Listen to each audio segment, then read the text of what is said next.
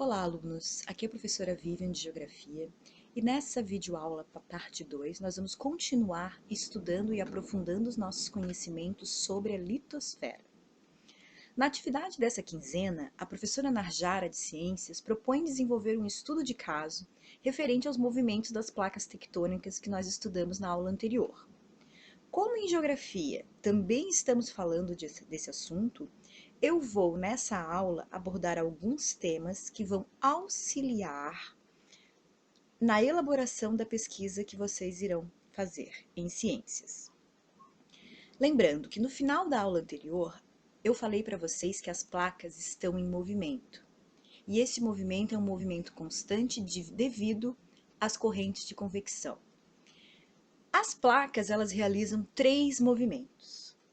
O movimento convergente, que é também chamado de colisão, o movimento divergente, que pode ser chamado de afastamento, e o movimento transformante, que é também chamado de deslizamento lateral. A nomenclatura, às vezes, ela pode ser diferente, mas o significado é o mesmo. Então, quando eu falo em movimento convergente, é o movimento de colisão. Movimento divergente é o movimento de afastamento. Movimento transformante é o deslizamento lateral. O relevo são as diferentes formas da superfície terrestre. O relevo terrestre, essas diferentes formas, elas estão em constante processo de formação e de transformação. Então, os agentes formadores do relevo estão ligados ao movimento das placas tectônicas, que é o tema dessa aula. Os agentes modeladores do relevo, eles estão ligados ao vento, à chuva e à ação humana, e são os agentes externos. Então, eu tenho 2 agentes responsáveis pela criação e pela transformação do relevo. Um que é o agente interno, que está ligado às placas tectônicas, e outros são os agentes externos, que está ligado ao vento, à chuva e à ação humana. Nessa aula, nessa parte 2 da nossa aula sobre a história da Terra, nós vamos falar apenas dos agentes internos no relevo terrestre. E na próxima aula, a gente vai falar dos agentes externos.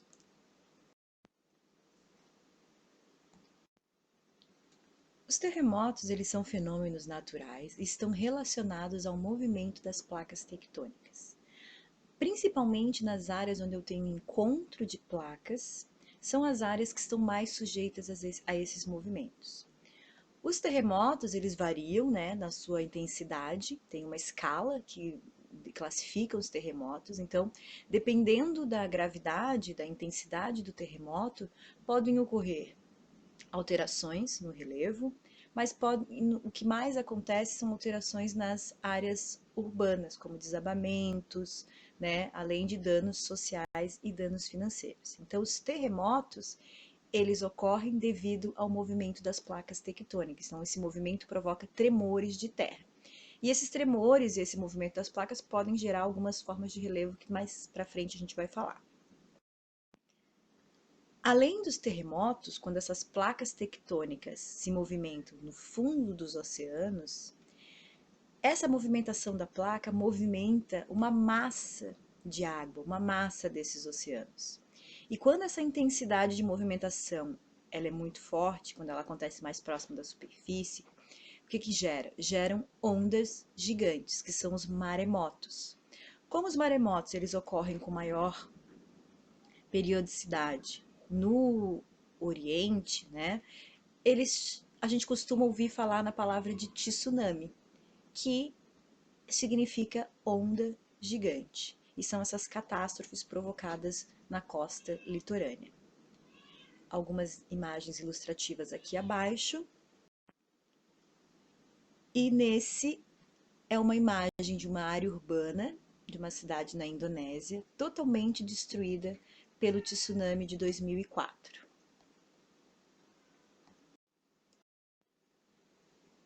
A atividade vulcânica, ela também é um resultado do movimento das placas tectônicas. A partir das rachaduras existentes nas placas e devido à alta pressão no manto, o magma ele pode atravessar essas rachaduras, acumular-se na câmara magmática, dando origem a vulcões. Então aqui eu tenho algumas imagens, alguns exemplos de vulcões. Então o vulcão no Equador, exalando fumaça e gases, aqui a gente não está vendo ainda o vulcão expelindo lava. E aqui eu tenho uma outra imagem do vulcão Krakatoa, recente, aqui ó, de abril de 2020. Esse vulcão ele fica no continente asiático, na Indonésia, e é um vulcão ativo que entrou em erupção esse ano. E esse vulcão é tema da pesquisa de ciências. Então aqui a gente está falando de vulcanismo e expliquei os aspectos gerais de como que ocorre.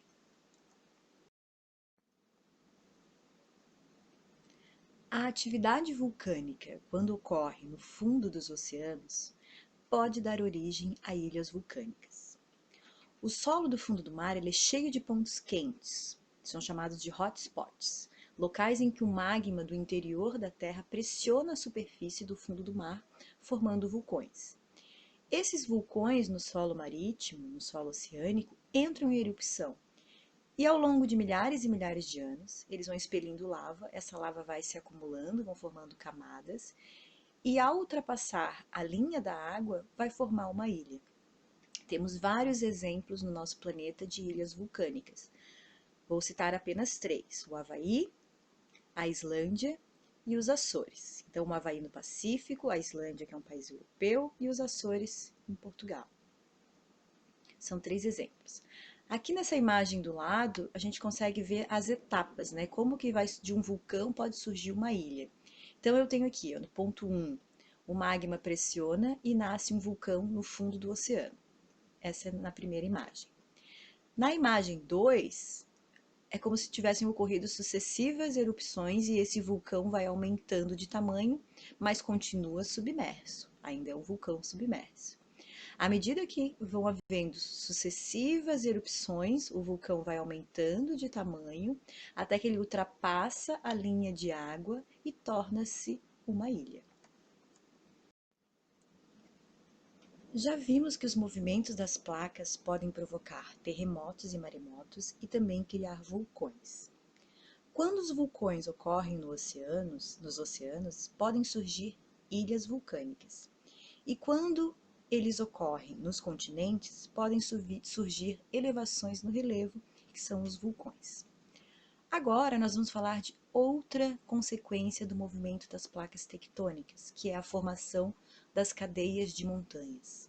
Então nós temos muitas cadeias de montanhas, as montanhas rochosas na América do Norte, a Cordilheira dos Andes na América do Sul, o Himalaia na Ásia, várias cadeias de montanhas. Como que essas cadeias de montanhas surgiram? Essas cadeias de montanhas elas são chamadas de dobramentos e resultam do choque, do movimento de colisão das placas tectônicas. Então, quando as placas, nesse movimento convergente, nesse movimento de colisão, se chocam, provocam dobramentos. Então, a placa ela vai se dobrando e vai formando uma cadeia de montanhas. Né, e dão origem a grandes cadeias de montanhas. Então, eu tenho uma imagem aqui ó, da Cordilheira dos Andes. A Cordilheira dos Andes é formada pelo choque de duas placas, a placa de Nazca e a placa sul-americana. A placa sul-americana é a placa onde está o Brasil. Então, ali onde pega bem o litoral do Pacífico, essas duas placas estão se chocando e aqui formou um dobramento. E desse dobramento surgiu uma cadeia de montanha que é a Cordilheira dos Andes. Outro dobramento moderno é a Cordilheira do Himalaia. Também se originou do choque de duas placas tectônicas. Aqui nessa imagem eu destaco para vocês o Monte Everest, que fica localizado na Cordilheira do Himalaia, que é o ponto mais alto do planeta com 8.848 metros de altura. Então essas duas imagens aqui é da Cordilheira do Himalaia, ao fundo lá o Everest, e aqui uma imagem do pico, né, do Everest, com um congestionamento aqui de alpinistas querendo atingir o topo dessa grande montanha. Uma outra consequência do movimento das placas tectônicas é a formação de dorsais meso-oceânicas. que são dorsais meso-oceânicas? Elas ocorrem quando ocorre o afastamento das placas tectônicas, ou seja, o movimento divergente. O movimento divergente é o movimento de afastamento. Quando as placas se afastam, surge uma fenda no meio do oceano, uma rachadura no meio do oceano, e ao longo dessa faixa, dessa rachadura, o magma ele vai extravasar e ali vai surgir uma cadeia de montanha. Só que aqui não é um dobramento, aqui o magma vai começar a extravasar e vai formar como se fosse uma lombada no meio do oceano. Aqui a gente tem uma imagem da dorsal mesoatlântica. Então aqui no meio do Oceano Atlântico, onde há o encontro das duas placas, existe essa dorsal mesoatlântica, essa lombada. Aqui no meio vocês vão ver o movimento, que é um movimento divergente, então eu tenho duas placas. A placa norte-americana, eu estou falando dessa região aqui, tá? Dessa dorsal aqui. Eu tenho a placa norte-americana, que está se afastando, e a placa euroasiática, que seria uma placa nessa região aqui. Então, essas duas placas estão no movimento de afastamento. E aí, o magma extravasa e surge a cadeia mesoceânica aqui do Atlântico. Além disso, esse movimento de afastamento pode provocar o quê? O surgimento de vulcões e, dependendo da intensidade do movimento, pode gerar também os terremotos.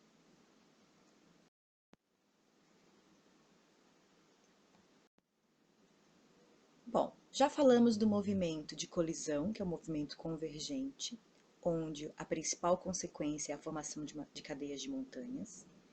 Já falamos de vulcanismo, que pode dar origem, né, a elevações na superfície, que são os vulcões, ou pode dar origem a ilhas vulcânicas. Já falamos de movimento de afastamento de placas, de movimento divergente, que dá origem às dorsais meso-oceânicas. E por fim, vamos falar de um movimento transformante, também chamado de deslizamento lateral. O que acontece nesse movimento? Aqui é quando as placas se deslocam unilateralmente, havendo ainda assim o atrito entre elas, com a ocorrência de terremotos e a formação de alguns falhamentos. Então, o que acontece aqui? Ó? Uma placa está indo para um lado, outra placa indo para outro, elas estão se encostando aqui, existe atrito entre as duas placas, pode ocasionar terremotos e a forma de relevo, né, o que vai acontecer, o que a gente vai poder visualizar no relevo, são as falhas, os falhamentos, são as rachaduras no relevo. O exemplo mais emblemático, mais conhecido, é a falha de San Andreas, no oeste dos Estados Unidos. Então, a falha de San Andreas, ela percorre aqui a Califórnia. Aqui eu tenho ocorrência de terremotos, é uma região bastante instável. E essa falha aqui é uma imagem da falha. Ela é tão extensa e tão visível que ela é possível vê-la do espaço. Então, a falha de San Andreas nos Estados Unidos, na Califórnia, é um exemplo de movimento transformante ou um exemplo de deslizamento lateral. Bom, nós vamos finalizar essa aula sobre os movimentos das placas e as consequências para o relevo. Espero que ela tenha ajudado, que ela colabore para que vocês realizem uma ótima pesquisa de ciências sobre os movimentos das placas tectônicas. Fiquem bem e fiquem em casa.